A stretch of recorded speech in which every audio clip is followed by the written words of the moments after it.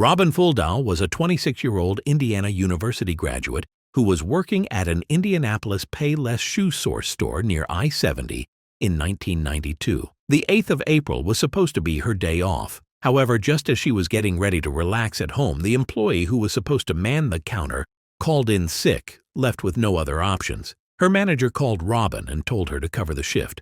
Instead, Robin wasn't very happy about this emergency shift change, but she reluctantly agreed, arriving at the store at 10 a.m.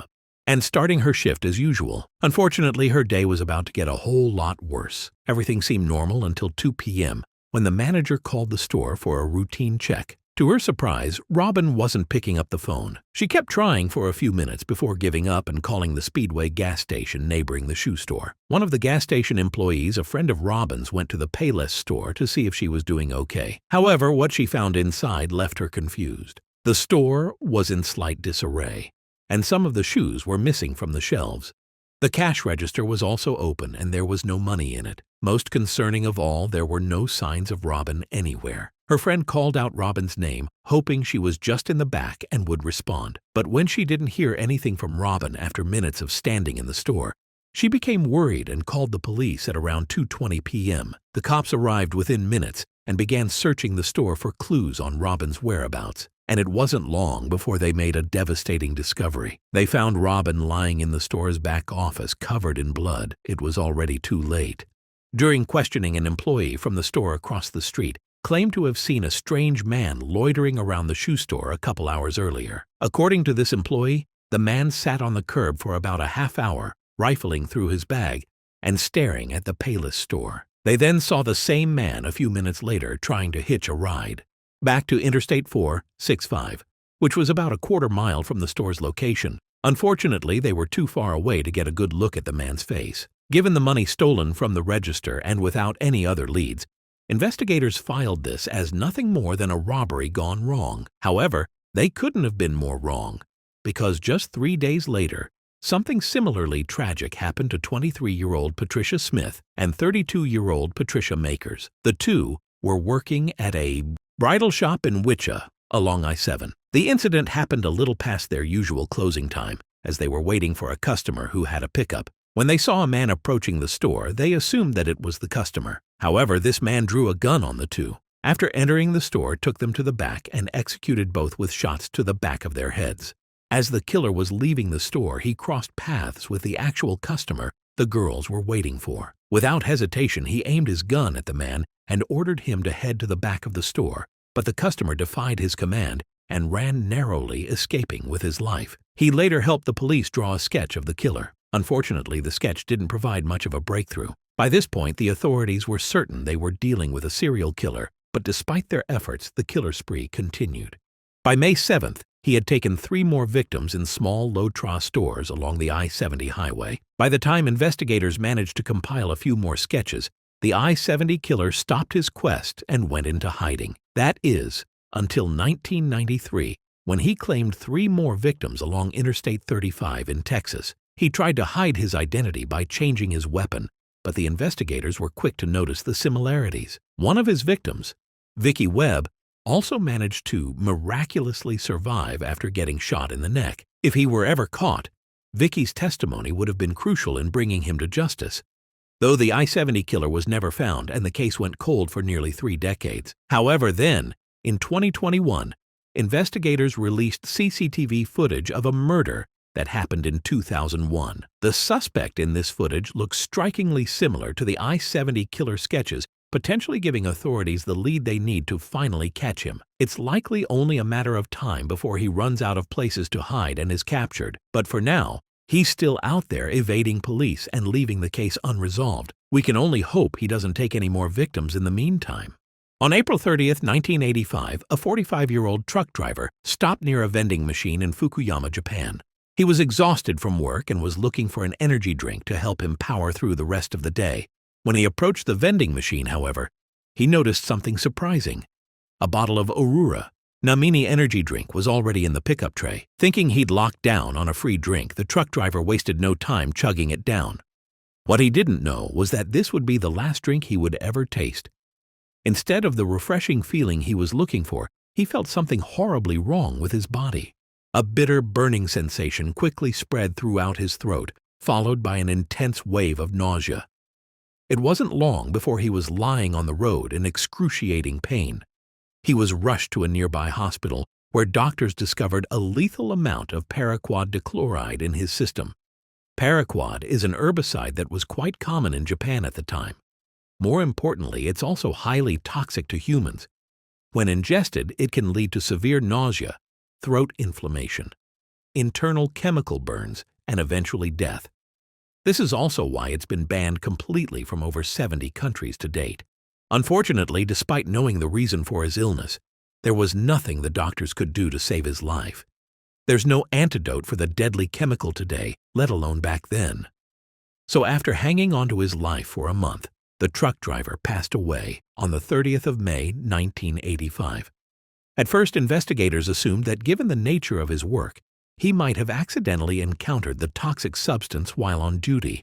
However, after reviewing his haul records, they found no trace of this herbicide or anything remotely linked to it. This left them with only one conclusion. The chemical was mixed into the drink he consumed just moments before collapsing in agony. But with no leads or concrete evidence, they couldn't determine whether it was a murder or self-inflicted act, resulting in the case getting shelved for the time being. Now, while this might sound absurd today, you have to understand that paraquat was readily available in the country at the time. You didn't need any prescription or identification to purchase the chemical, leading to over 1,400 people using it as the poison of their choice in 1984 alone.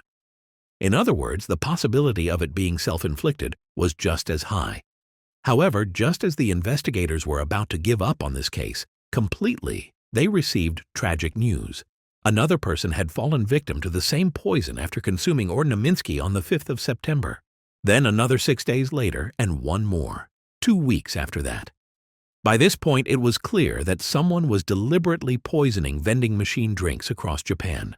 This was the work of a deranged serial killer. Unfortunately, this supposed killer was also extremely thorough. He didn't leave any fingerprint or DNA evidence on the drinks he tampered with, and only targeted vending machines with no CCTV cameras nearby. As for why his victims willingly drank the unknowingly poisoned drinks he left behind, that had to do with the buy one, get one free promotion.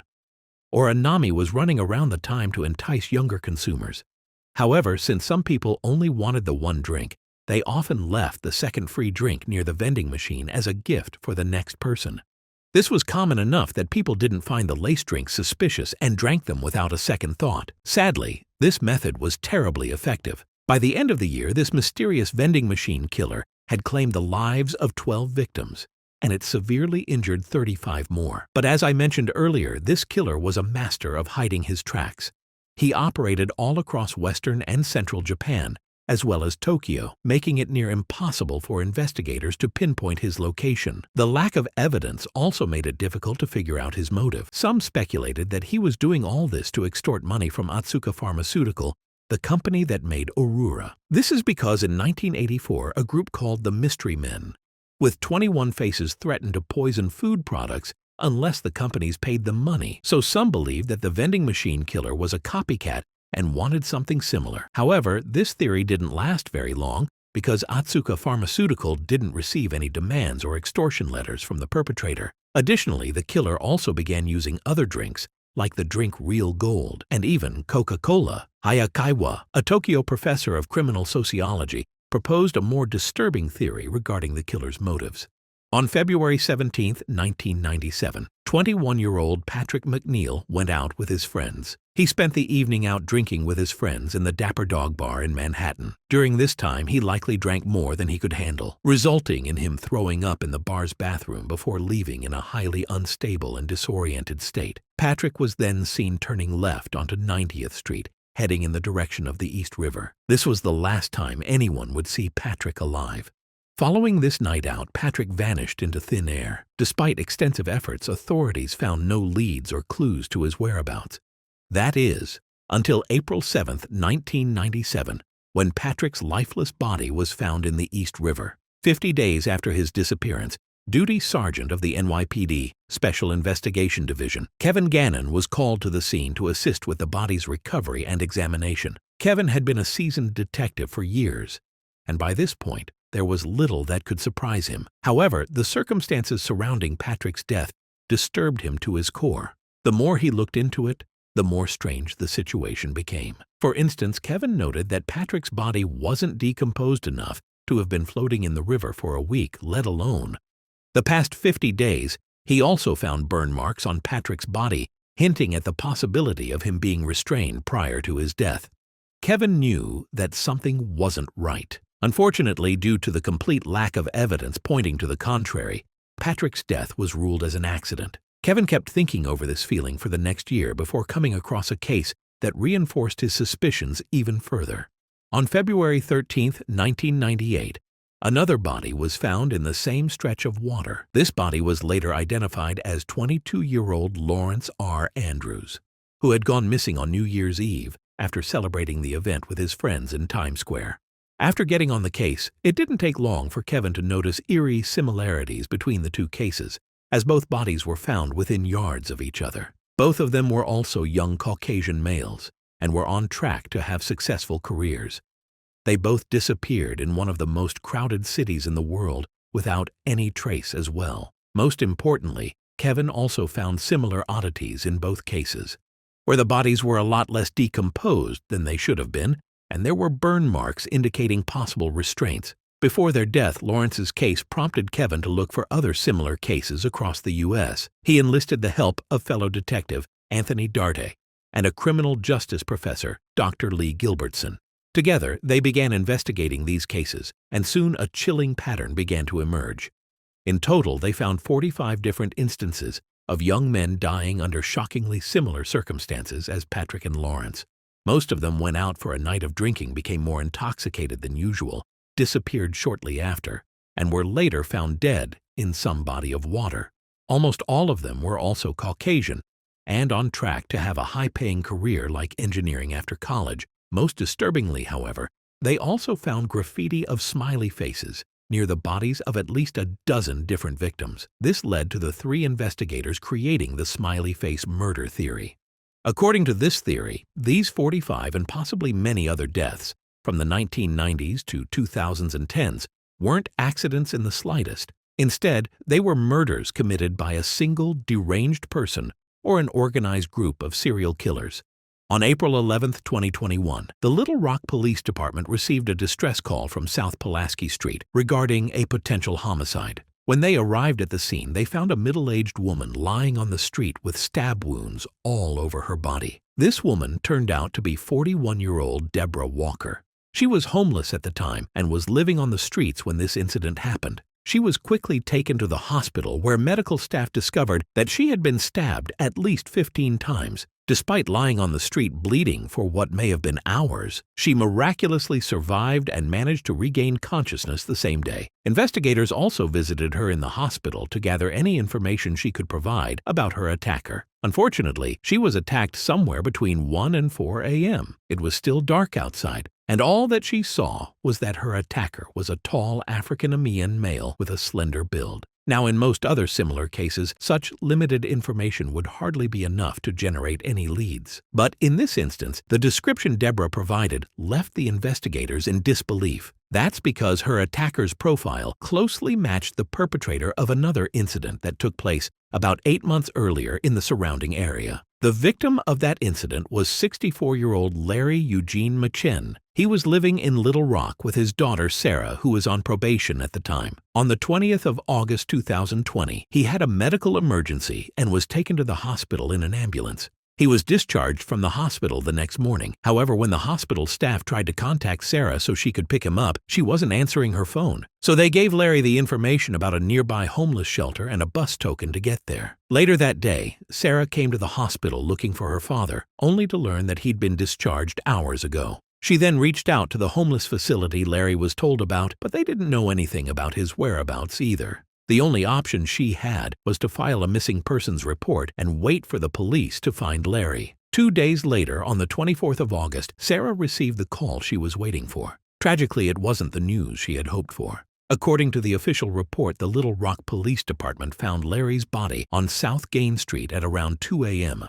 They identified him by the hospital discharge papers he had on him. More importantly, he had multiple stab wounds on his body and was unfortunately already dead by the time the police arrived. His death was declared a homicide, and the investigators began looking for clues almost immediately. This proved quite impossible at first, since there were no witnesses and there wasn't anything that could be used as evidence at the crime scene. However, after inspecting the surrounding houses, they had a major breakthrough. The CCTV camera outside a nearby house had captured the suspect walking down the street, when suddenly he spots Larry and begins walking towards him. After committing the crime, he tries leaving the area only to go back and stab Larry one last time before fleeing. As mentioned earlier, this man matched the profile Deborah gave to the police, leading investigators to believe she was attacked by the same person. While looking into older cases, they also connected the same killer to another murder that happened in the area. On September 23, 2020, the victim of this incident was 62-year-old Jeff Welch, another homeless man who was living in an abandoned home.